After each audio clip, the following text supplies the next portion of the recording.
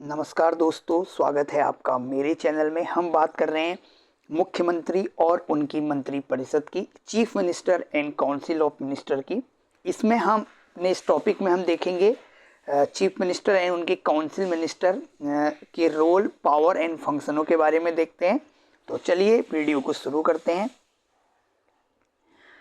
Basically थोड़ा सा introduction की बात करें तो जो मुख्यमंत्री होता है वो राज्य सरकार का वास्तविक कार्यपालिका का प्रमुख होता है। जिस प्रकार आपने देखा होगा केंद्र में प्रधानमंत्री होते हैं, उसी प्रकार से एक राज्य में मुख्यमंत्री होते हैं। मुख्यमंत्री जो विधानसभा में सदस्य होते हैं, निर्वाचित सदस्य होते हैं, उनके बहुमत दल का नेता होता है।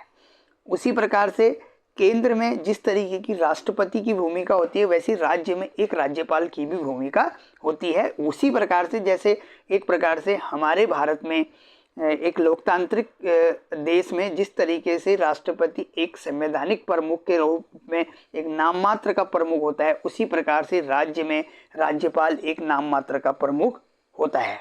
परंतु जो भी वास्तविक शक्तियां होती हैं वो सब मुख्यमंत्री और उनकी मंत्रिपरिषद में निहित होती हैं। तो चलिए शुरू करते हैं।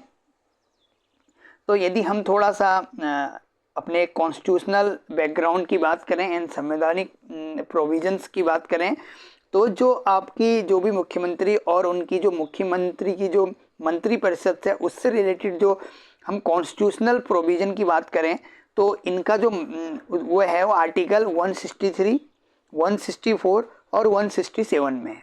तो एक एक करके देखते हैं कि 163 में है कि राज्यपाल को सहायता व सलाह देने के लिए मंत्रिपरिषद होगी। तो ये चीज़ें आप देख रहे होंगे बहुत ज़्यादा सेम है। जैसे आपने देखा होगा वहाँ जो प्रधानमंत्री और जो उनकी मंत्रिपरिषद होती थी वो राष्ट्रपति को सलाह वगैरह देने का कार्य करती है, राष्ट्रपति उनसे सलाह लेने का कार्य करता है। उसी प्रकार से सेम यहाँ भी है, जो मुख्यमंत्री होती है, जो उनकी मंत्रिपरिषद होती है, वो राज्यपाल को सहायता देती है। ऐसा प्रोविज़न आर्टिकल 163 में है। यदि हम आर्टिकल 164 की बात करें तो मंत्रियों की नियुक्ति क्या होगी, कैसे होगी, क्या कार्यकाल रहेगा, क्या उनके उत्तरदायित्व होंगे, इसके बारे में वहाँ पर बताया गया है। उसके बाद यदि हम आर्टिकल 167 की बात करें तो इसमें मुख्यमंत्री के क्या कर्तव्य होने चाहिए उसके बारे में यहाँ पर चीज़ें बताई गई हैं। तो चलिए आगे चलते हैं। अब बात करते हैं कि मुख्यमंत्री की जो नियुक्ति होती है वो क्या क्या उसके लिए चीज़ें हैं।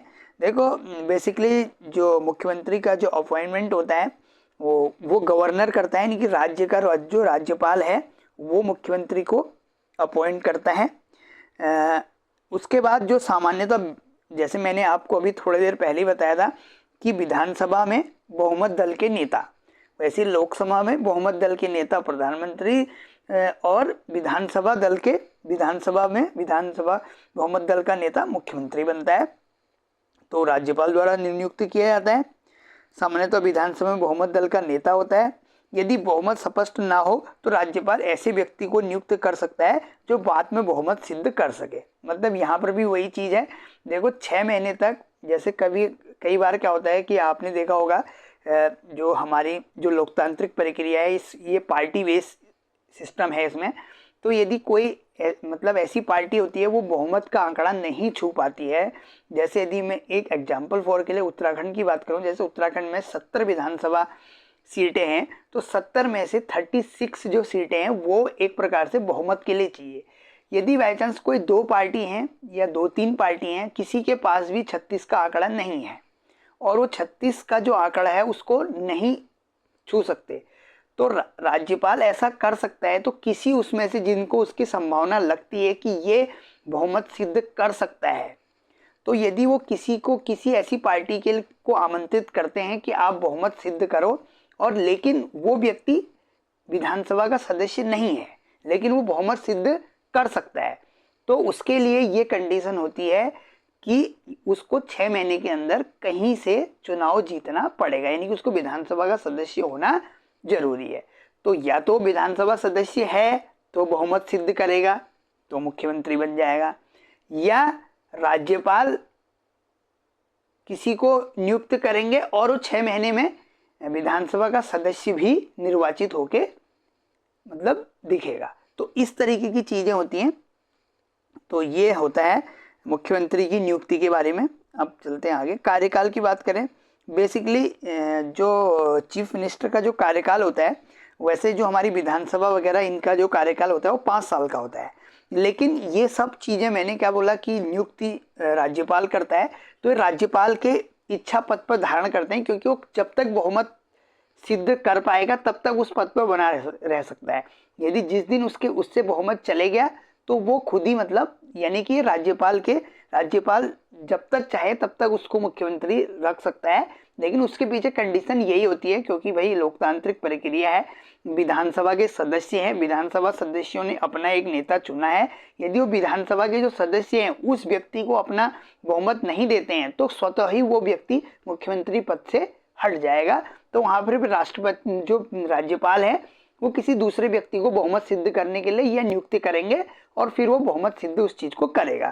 तो वास्तव में जब तक उसे विधानसभा का विश्वास प्राप्त न हो तब तक मतलब ये रियलिटी है कि उसको यदि विधानसभा का विश्वास प्राप्त है तो फिर राज्यपाल भी उसको नहीं हटा सकता है, यदि कोई ऐसी चीजें मतलब असंवैधानिक कोई ऐसी चीजें ना हो तो। लेकिन यदि उसके बाद विश्वास प्राप्त है तो अपने पद पे 5 साल तक बने रह सकते हैं। उसके बाद बात करें मंत्रिपरिषद के गठन की बात करें तो मुख्यमंत्री के नेतृत्व में ही जो मंत्रिपरिषद है वो गठित की जाती है। जैसे आपने देखा हो वहाँ प्रधानमंत्री के नेतृत्व में मंत्रिपरिषद गठित होती है, तो यहाँ मुख्यमंत्री के नेतृत्व में होती है। इसमें कैबिनेट मंत्री होते हैं और उस राज्य के राज्य मंत्री, उप मंत्री, इस तरीके की चीज़ें भी शामिल होती हैं। आपने देखा होगा राज्य मंत्री, स्वतंत्र प्रभार, ये राज्यों में भी ये चीज़ें होती हैं। कुछ कैबिनेट के जो मेन मंत्री होते हैं उनके सहायक के रूप में ये चीज़ें होती हैं और यह विधानसभा के प्रति सामूहिक रूप से उत्तरदायित्व भी होते हैं। उसी प्रकार यदि मुख्यमंत्री की शक्तियों कार्य की बात करें तो मंत्रिपरिषद का प्रमुख होता है, क्योंकि भैया उन मंत्रियों में से ही अब मुख्यमंत्री है तो उन मंत्रियों का हेड है यानी कि प्रमुख है। राज्यपाल और मंत्रिपरिषद के बीच सेतु है, यानी मुख्यमंत्री जो है राज्यपाल और मंत्रिपरिषद दोनों के बीच का एक क्या ब्रिज का काम करता है।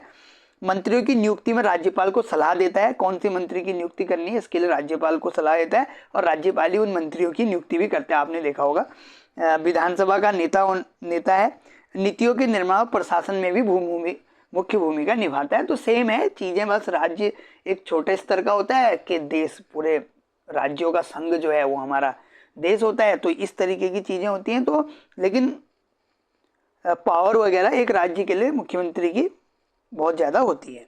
अब बात करें मंत्रिपरिषद की शक्तियों की बात करें तो राज्य की कार्यकारी शक्तियां मंत्रिपरिषद के माध्यम से ही लागू होती है। आपने देखा होगा जब भी कोई निर्णय वगैरह होता है तो कैबिनेट उनकी भी मंत्रिपरिषद की बैठक होती है, उसमें निर्णय लिए जाते हैं और उनको फिर एग्जीक्यूट वगैरह का काम हमारे जो भी प्रशासन वगैरह के लोग होते हैं वो करते हैं। राज्य की नीतियाँ बनाना, उनको लागू करने का इनका कार्य है। ये विधानसभा के प्रति सामूहिक रूप से भी उत्तरदायी होते हैं।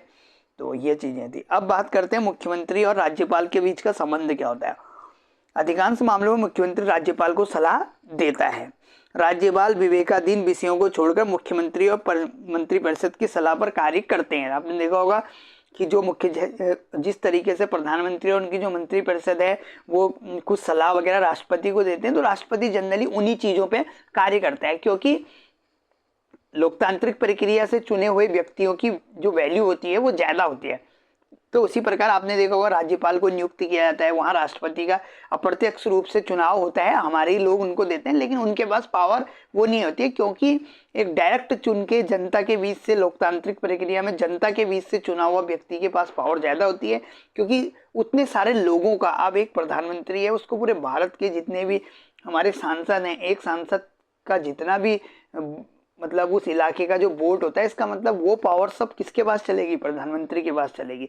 तो प्रधानमंत्री कोई निर्णय वगैरह लेते हैं तो राष्ट्रपति जनरली एक प्रकार से उसको उनको बताया जाता है और वो चीज़ें इम्प्लीमेंट हो जाती है, लेकिन वो भी एक प्रक्रिया के तहत ही एक प्रक्रिया में शामिल होता है।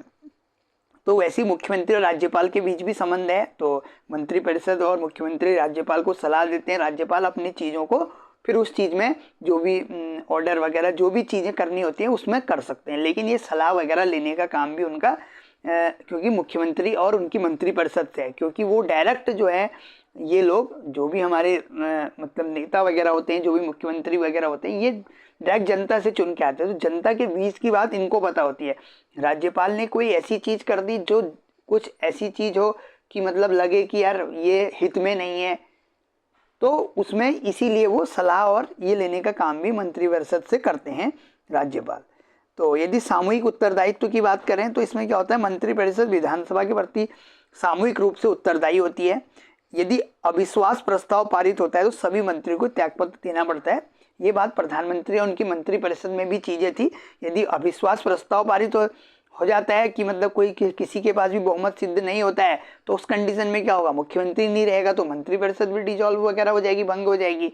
तो फिर राष्ट्रपति जो राज्यपाल होता है वो अब उस राष्ट्रपति को सलाह देता है कि यहाँ पर इस तरीके की कंडीशन है, अब यहाँ पर सरकारें नहीं चल सकती, या मतलब यहाँ पर कोई भी बहुमत सिद्ध नहीं हो रहा है, तो फिर वहाँ पर राष्ट्रपति शासन वगैरह लगाने की सिफारिश राज्यपाल राष्ट्रपति वगैरह से कर सकता है।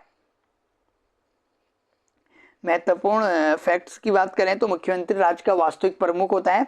इसका कार्य केंद्र प्रधानमंत्री के समान ही होता है। हमने इससे पहले बात करती, कैबिनेट बैठकों की अध्यक्षता भी मुख्यमंत्री करता है अपने राज्य में।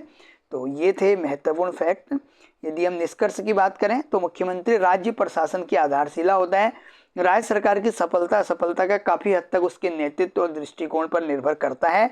ये था हमारी इस वीडियो का कंक्लूजन। आपने देखा होगा जब भी राज्य में कोई क्राइम होता है, कोई भ्रष्टाचार होता है, कोई कुछ भी होता है, तो वहाँ पर जिस भी पार्टी की सरकार होती है, जिस भी पार्टी का मुख्यमंत्री होता है, या जो भी मुख्यमंत्री वहाँ पर होता है, तो सीधे डायरेक्ट उसी पर इस चीज़ का इम्पैक्ट पड़ता है कि वो वहाँ पर सरकारें सही से काम नहीं कर रही हैं, या वो मुख्यमंत्री जो है वो सही से कार्य वहाँ पर नहीं कर रहा है। तो ये सब चीज़ों का जिम्मेदारी उस राज्य के मुख्यमंत्री की होती है। तो यानी कि सफलता का भी क्रेडिट मुख्यमंत्री को जाता है। यदि कोई मतलब असफल चीज़ें, कोई ऐसी चीज़ें हो रही हैं, तो उसका क्रेडिट भी जो जाता है वो मुख्यमंत्री को ही जाता है।